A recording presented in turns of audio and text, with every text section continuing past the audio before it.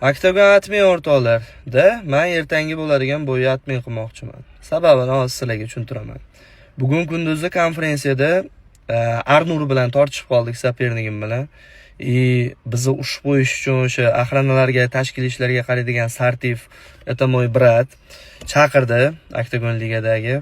Bizni o'sha ushib tanbeh berayotgan joyida Das degan bir kattakon, bir oliyjanob odam bor-da. O'sha Oktagon liganing 3 ta kattasi bo'lsa, shularning biri.